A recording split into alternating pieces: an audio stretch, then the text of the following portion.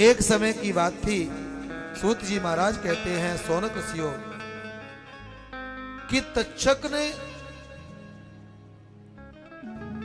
अपने पिता को जब किसी राजा को देखा, किसी ने सर्प डाला है मेरे पिताजी के गले में, तक्षकस्य तो कुतो दोषी ब्रह्मे मुन सप्तमा, और उसी भावना को लेकर यहां पर परीक्षित महाराज को अभिशाप मिला था। उस वाक्य को सत्य करने के लिए आज तक्षक परीक्षित महाराज को डसने के लिए आ रहा है। लेकिन वहां पर एक ऋषि रास्ते में जा रहे हैं, तक्षक अपनी तेज गति से जा रहा है। उन ऋषि का नाम क्या है? कश्यप। कश्यप महाराज जैसे ही चले तो मुठभेड़ हो गई और जनमेजय ने पूछा, हे मुनि आप कहां जा रहे हैं, आपका नाम क्या है? तो इन्होंने कहा कि मेरा नाम कश्यप है। बोले कहां जा रहे हैं? बोले हम अपने राजा परीक्षित के पास जा रहे हैं। बोले क्यों? बोले बताएं क्या हमारे अंदर थोड़ी पैसे की लोलुपता है, धन की जिज्ञासा है, वहां हम जा रहे हैं। बोले काहे के लिए? तो वो राजा हैं हमारे, हम उनकी सेवा करेंगे और परीक्षित को अभिशाप मिला हुआ है तो हमारा परम कर्तव्य है, हम उनके प्रजा हैं तो हम अपने परीक्षित की सेवा करें, रक्षा करेंगे। कश्यप ने जब ऐसा कहा तो तक्षक बोला कि तुम ऐसा नहीं कर सकते। बोले क्यों? बोले परीक्षित को हम डसने के ताई जाएंगे। तो आए दोनों में बातें होने लगी। जब बातें होने लगी बोले तुमको परीक्षित से शत्रुता का भाव क्या है? तुमने ऐसा क्यों किया? तुमने परीक्षित से बैर क्यों किया? पित्रम वरम जानाति जीन मने मृतो हिसा, तुम बैर क्यों कर रहे हो? और आज भी जन्मेजय को यज्ञ करने के लिए उत्तंग मुनि ने आदेशित किया था। जब ज्यादा जब कहा तो सूत जी महाराज कहते हैं सौनक ऋषियों जैसे ही कहने लगे तो उसी समय तक्षक जब जाने लगा और कश्यप महाराज ने कहा कि तुम परीक्षित को तो जब मारोगे पहले मेरे साथ युद्ध करना पड़ेगा। बोले इसकी परीक्षा कैसे हो? तो कश्यप ने कहा पहले किसी वृक्ष को तुम अपने जहर के द्वारा, विष के द्वारा सुखा देना और उसके बाद मैं अपने मंत्रों की शक्ति के द्वारा उसको हरा कर दूंगा। तो तक्षक ने एक वृक्ष को फुसकार मारी तो उसके आघात जहर के द्वारा वह वृक्ष सूख गया।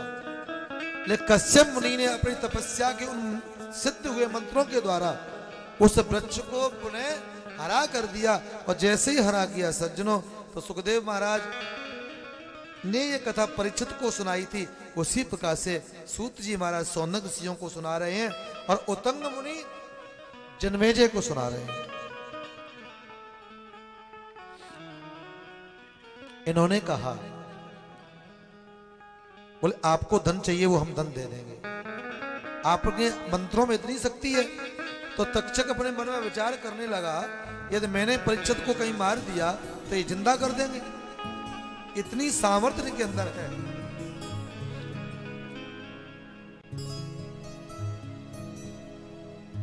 जब ज्यादा कहा सज्जनों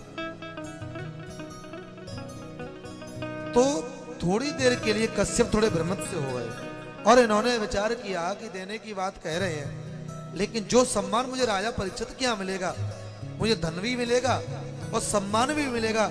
ये राजा को बचा लूंगा तो मेरा एक तो राजा बच जाएगा, प्रजा भी खुशी हो जाएगी, प्रजा को सुख मिलेगा और दूसरी बात मेरा वैभव भी बढ़ेगा, मेरे नाम की ख्याति भी रहेगी कि तक्षक ने परीक्षित को डस लिया लेकिन कश्यप ने परीक्षित को जीवित कर दिया। वहां पर पैसा लेने से मेरा नाम है, लेकिन फिर भी सोच लिया तक्षक के उन मंत्रों में, उन बातों में वशीभूत होकर एक कश्यप महाराज धन लेकर वहां से वापस चले गए। जब धन लेकर वापस चले गए तो कश्यप महाराज तो वापस चले गए पैसा लेकर, धन लेकर। एक तक्षक जाने लगा एक ब्राह्मण का वेश धारण करके। तक्षक ने ब्राह्मण का वेश धारण किया और एक फलों की एक टोकरी को लिया। अब फलों की टोकरी को लेकर सज्जनों तक्षक जो जा रहा है ब्राह्मण के वेश में, ब्राह्मण वेश में गया। फिर इसके मन में विचार आया कि यदि मैं जाऊंगा तो कहीं मुझे अंदर नहीं जाने दिया। तो तक्षक ने क्या किया कि जो इसकी टोकरी में जो एक बड़ा सा फल था, उस फल के अंदर एक कीड़ा के रूप में यह तक्षक समायुक्त हो गया। अब परीक्षित को मालूम पड़ा था कि 7वें दिन मेरी मृत्यु हो जाएगी और तक्षक मुझे डसने के लिए आएगा। तो परीक्षित महाराज एक ऊंचे से बड़े महल में सबसे 7वीं मंजिल पर जाकर बैठ गए। चारों तरफ सेवादार लगे हुए हैं, चौकीदार लगे हैं, इनके सुरक्षा कर्मी लगे हुए हैं। और आज परीक्षित को डसना था तक्षक के द्वारा। तक्षक डसेगा परीक्षित को तो सूर्य अस्त होने वाला है।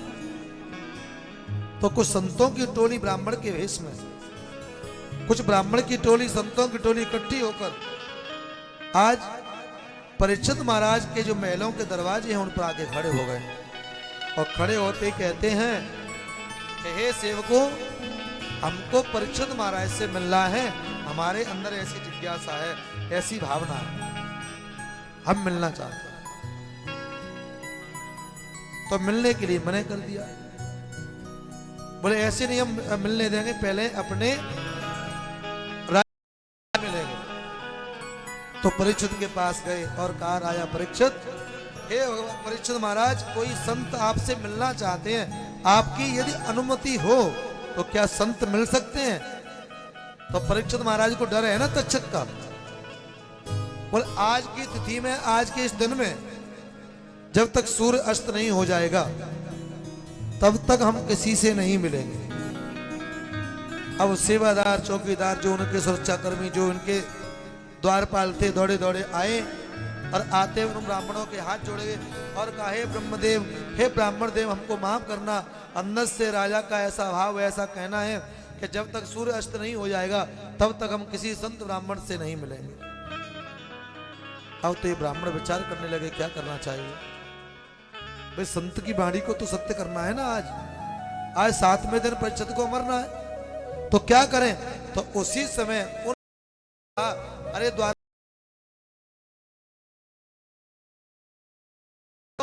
हमारे पास जो प्रसाद है, जो टोकरी में हम फल लेकर आए हैं, इन फलों को जाकर अपने राजा को दे दो, परीक्षित को दे दो।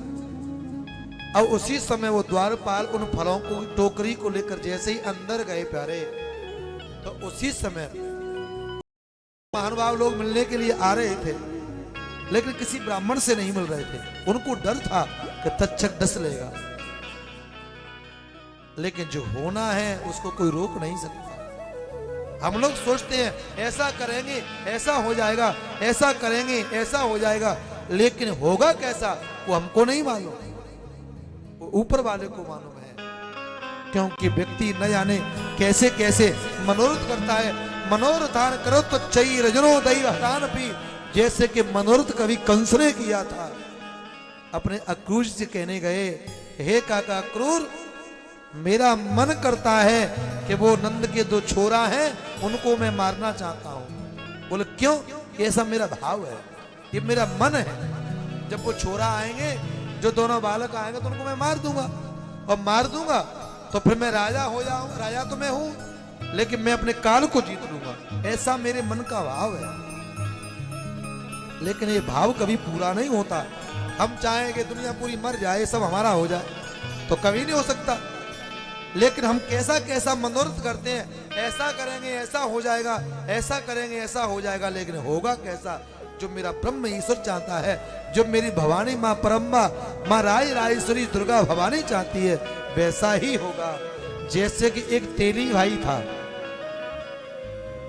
एक कोई तेली भाई था, तेल का व्यापार करता था, और इतना सारा उसका व्यापार था सज्जनों कि जब जा रहा था तो मटके में तेल था, चला जा रहा था आंखों को बंद करते हुए। कभी आंखों को बंद करता है, कभी खोलता है। तो बोले आज इस मंडी में तेल का भाव बहुत अच्छा होना चाहिए। देखिए मनोरथ के भाव बताता हूं।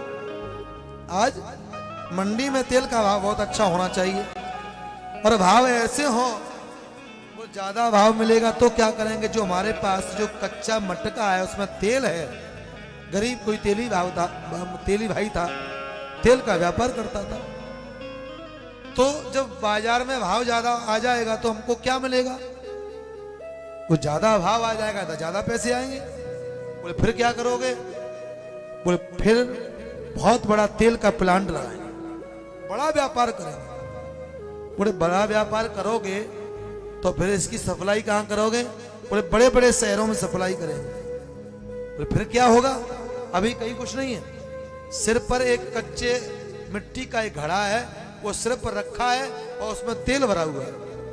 अब सोचता हुआ जा रहा है, मनोरथ करता हुआ जा रहा है, ऐसा करेंगे फिर ज्यादा पैसा हो जाएगा, फिर बड़ा और कोई फैक्ट्री खोलेंगे, फिर ज्यादा पैसा हो जाएगा, फिर और बड़े पैसे वाले हो जाएंगे, और फिर क्या करेंगे कि फिर बहुत बड़ा एक सुंदर सा महल बनवाएंगे।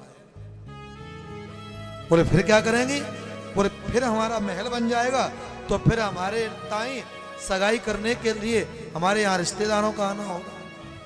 बोले फिर क्या होगा, बोले फिर विवाह हो जाएगा, दुल्हन को लेकर घर आएंगे और फिर हमारे यहाँ एक बेटे का जन्म होगा।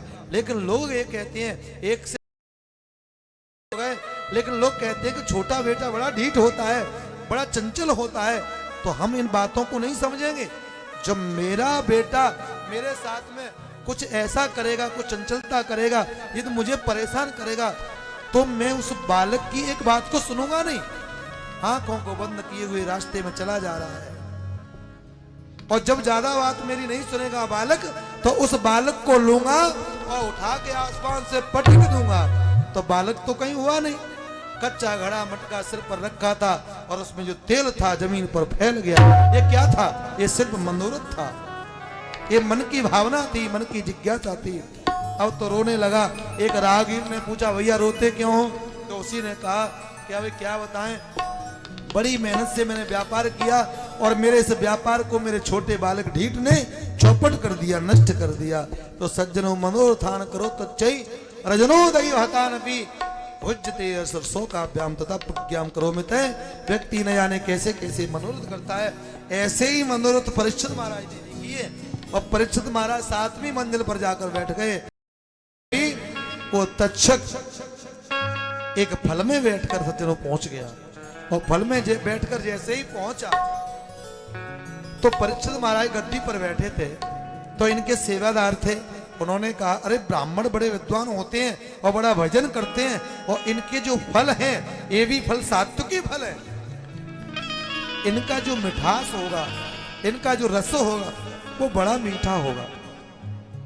तो थोड़े थोड़े फल सबको बांट दिए, अपने सेवकों को बांट दिए, द्वारपालों को बांट दिए। सबसे बड़ा फल है, यानी ध्यान रखना, इस देवी भागवत की एक शिक्षा लेनी चाहिए।